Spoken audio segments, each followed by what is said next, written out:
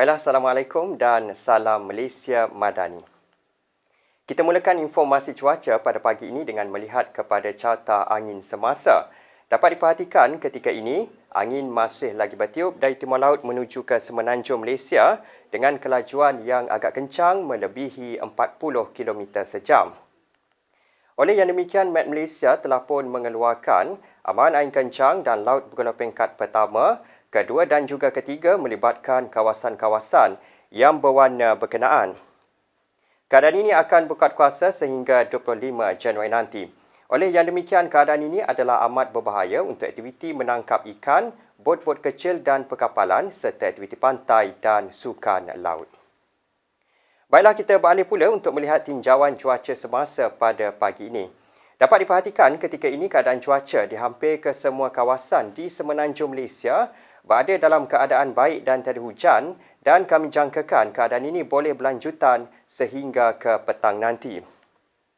Manakala di Sabah dan Sarawak pula dapat diperhatikan ketika ini, keadaan cuaca di hampir ke semua bahagian di sana juga berada dalam keadaan baik dan tiada hujan dan kami jangkakan keadaan ini juga boleh berlanjutan sehingga ke petang nanti.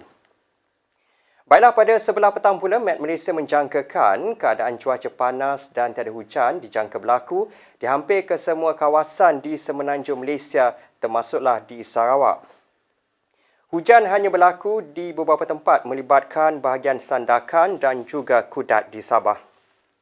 Oleh itu dinasihatkan kepada semua agar sentiasa waspada, hadkan aktiviti luar dan amalkan pengambilan air yang mencukupi.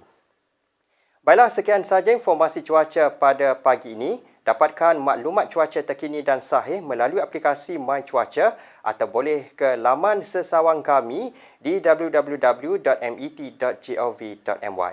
Sebelum berpisah, kita ikuti tinjauan cuaca bagi bandar-bandar utama di Malaysia serta bacaan IPU semasa. Sekian, Assalamualaikum dan salam Malaysia Madani.